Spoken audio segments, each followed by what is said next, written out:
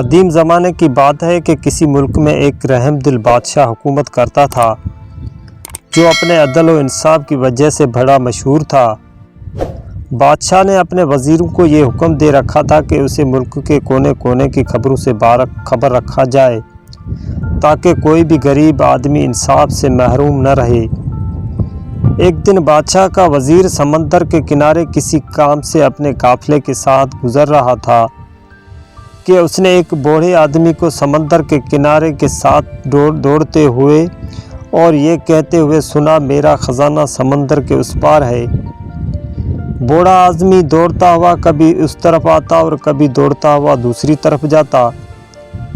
وزیر بوڑھے کی یہ بات سن کر بہت حیران ہوا۔ اس نے سوچا کیوں نہ اس بوڑھے آدمی کو پکڑ کر اس کے خزانے کا پتہ معلوم کریں۔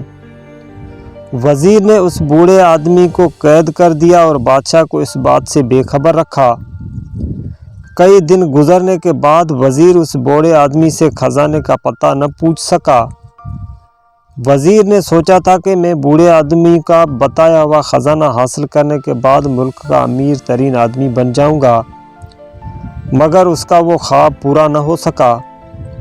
وزیر بوڑھے آدمی کو روز مارتا، وہ ایک ہی سوال پوچھتا کہ خزانہ کہاں ہے، مگر بوڑھا ایک ہی جواب دیتا کہ میرا خزانہ سمندر کے اس پار ہے۔ وزیر بوڑھے کی روز ایک ہی بات سن کر تنگ آ چکا تھا۔ وہ سمجھ گیا کہ بوڑھے کے پاس کوئی خزانہ نہیں ہے۔ اگر کوئی خزانہ ہوتا تو یہ پھٹے پرانے کپڑوں کے ساتھ سمندر کے کنارے زندگی بسر نہ کرتا۔ یہ تو کوئی مجھے پاگل دیوانہ لگ رہا ہے۔ کیوں نہ میں اپنے دل کی میل کو صاف کر کے یہ ساری باتیں بادشاہ کو بتا دوں۔ ہو سکتا ہے یہ بوڑھا آدمی بادشاہ کو ہی خزانے کا پتہ بتا دے یا اس کو پاگل سمجھ کر چھوڑ دے۔ وزیر نے یہ سارا معاملہ بادشاہ سلامت کو بتایا۔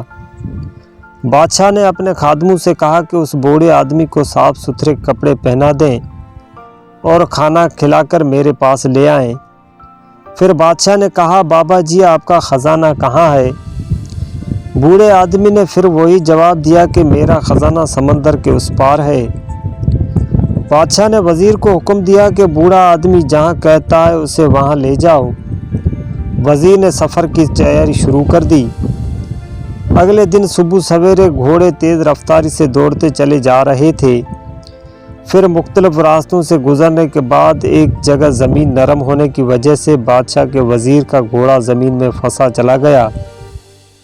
مجبوراً قافلے کو رات وہیں قیام کرنا پڑا۔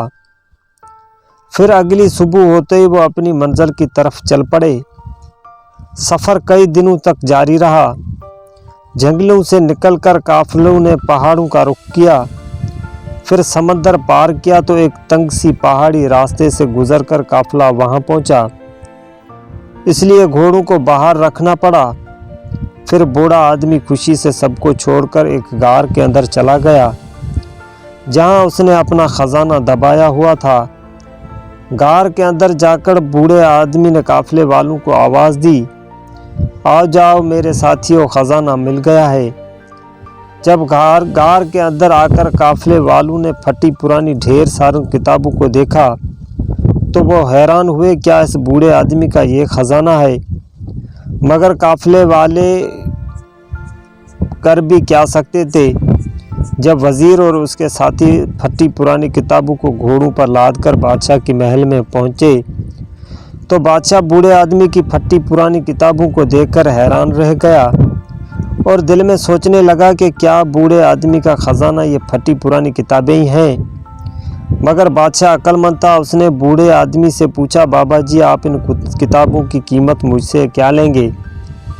بوڑھے آدمی نے جواب دیا، میں یہ کتابیں کسی قیمت پر نہیں بھیجوں گا، کیونکہ یہ کتابیں میری بزرگوں نے اپنے بزرگوں سے لی تھی۔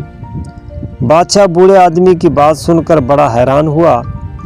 بادشاہ نے ایک بار پھر بوڑھے آدمی سے کہا، آپ مجھے یہ ان کتابوں کے بدلے میں آدھی بادشاہت لے لیں، کیا آپ کو یہ سودا منظور ہے؟ بوڑھے آدمی نے پھر کتابوں دینے سے انکار کر دیا۔ بادشاہ نے بوڑھے آدمی کو ہر طرح سے آزما لیا۔ بوڑھے آدمی نے آخر کار کہا، بادشاہ سلامت، اگر آپ مجھے ساری بادشاہت بھی دے دیں تب بھی میں اپنے بزرگوں کی امانت آپ کو نہیں دوں گا۔